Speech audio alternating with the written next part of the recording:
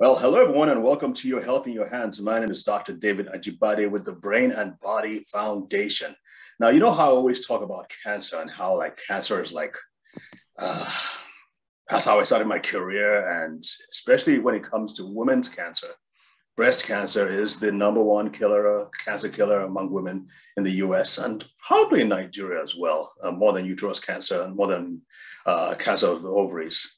And with Black women in particular, Black women tend to take an even worse kind of cancer known as triple negative cancer, which is a major problem. Well, regardless, whatever the kind of cancer is, you've got to have the right attitude towards it. And what I tell women is that once you're diagnosed with cancer, you've got to settle it once and for all that you are in the fight of your life for the rest of your life. You're going to have to make some major changes, whether in your thinking or how you believe about things or how you eat, your diet, your supplements. Of course, you've got to follow your oncologist's instructions. But a lot of that success is going to depend on you, whether or not you survive past 5 years, past 10 years. So you really, really, really have to make that choice. And I say this because I have had people who are really close to me die of cancer. And I think in some cases, and not in all cases, but in some cases, they didn't make that decision. Sometimes they let it off until too late. Other times we're just praying and believing that God is going to change it and turn things around. Other times they were just not willing to make the changes. So it's really, really, really important that you decide once and for all, even if you've had a fantastic cancer treatment and your doctor says that you are in full remission, that you're okay, it still doesn't mean you have to let down your guard. Those principles and those practices that you put into place, you've got to continue doing them. And don't you ever, ever let off. Again, you've got to set it once and for all. You are in the fight of your life for the rest of your life. And with that, I wanted to introduce to you a very, very good friend. Well, actually, she's my sister, more like friend than sister. Her and her whole family are family to me. Her name is Toni Fowler, and she has an amazing story. Well, it's a story in progress, let's put it that way, because she was diagnosed with stage 4 breast cancer? Stage 4. Stage 4, spread to the bone, the skeleton, the backbone. And lymph nodes. And lymph nodes. Okay, thankfully not to the lungs yet.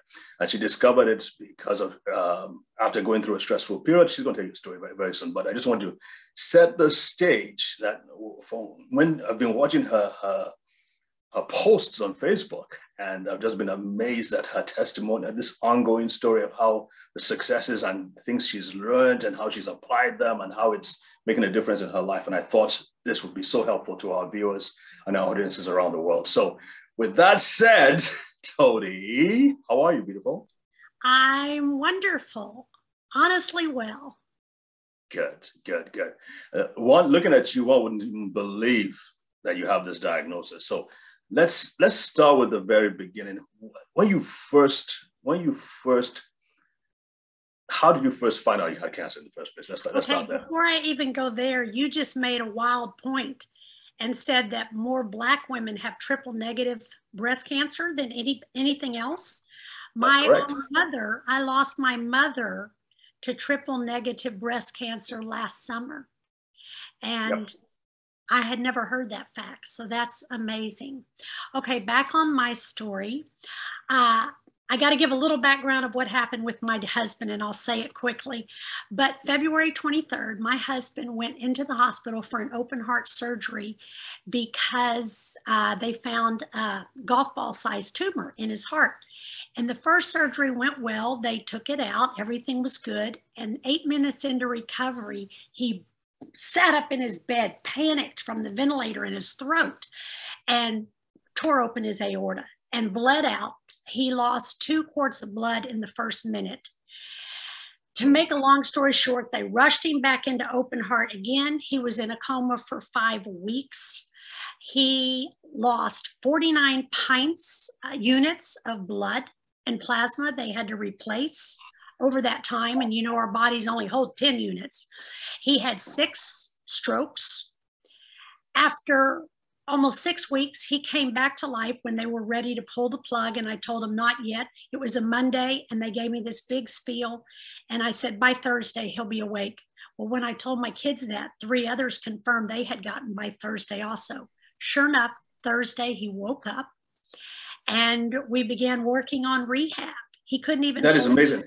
Hang on just a minute. You said they were going to pull the plug. In other words, going to let him pull the plug as in pull the plug? Yes, because he was taking too long to come to. And yet, oh, I must back up. This is a part of what I want to give everybody.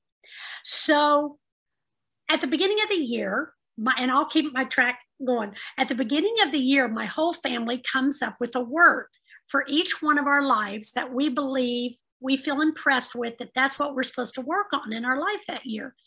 And the word hope kept coming to me. And I thought, I don't need more hope. I have more hope than anybody I know. You know, I trust God with everything. So after I heard it 3 or 4 times, I said, Father, if this is really you, I need you to confirm this to me. And I never argue with the Lord, but I just couldn't even believe he was giving me that word. And so I opened up within an hour. I opened up an old purse and I pulled out a rock and it's had hope engraved on it. And I knew that was from God. So when David bottomed out, from the moment it first happened to him, I knew he was going to be okay. God had given me the word hope. And I knew I wasn't to lose hope no matter what. So when the doctors said, hey, look, he's not having enough he died for 20 minutes. No blood going to any organs for 20 minutes. After 6 weeks, he's not coming to. They said, we really think if he doesn't come to, we need to pull the plug. And I said, nope, he's coming back to life on Thursday. And he did. He did. So after that, it's been a huge road to recovery. He stayed in the hospital another 6 weeks. And then he's been home. And he's doing better all the time. So anyway, back on my story and how it tied in. 8 days into his coma, I was struck with the most severe pain I've ever had in my entire life in my right shoulder blade. And I started living on Advil to deal with the pain because I went and saw him every single day he was in the hospital, like 6 to 8 hours a day. And I'm leaning over in his bed, helping him, taking care of things. And it was so much pain. Well, then within a week, it had rotated around to the front and my ribs hurt so badly. I knew they were broken somehow and I had no idea how. Well, I keep continuing in the worst pain that's getting worse and worse all the time for 6 weeks. And I'm living on Advil, right, to deal with it. And after about 6 weeks of this, well, he was in the hospital 12 weeks. So after 2 weeks before he got out of the hospital, one Saturday night, I was in so much pain. I was laying in bed just dying and crying. And I called him at 4 a.m. in the hospital. He's awake. And I said, honey, this is just horrific. I think I need to go to the ER. And he said, well, check your blood pressure. And I did, and it was 188. So I got my son, Isaac. What? Question? 188 over what? I don't know, but the top number was 188. That was bad enough to me. Dave said, get to the ER. So I went into the ER and they did a CAT scan and they came out to me and they said, you have stage 4 breast cancer that's in your lymph nodes and your spine, 3 different places, and you need to get into a doctor immediately. Well, you know, I'm not somebody I thought would ever have breast cancer. I breastfed 10 kids for 25 years straight. And I thought I was just all cleaned out as anybody could ever be.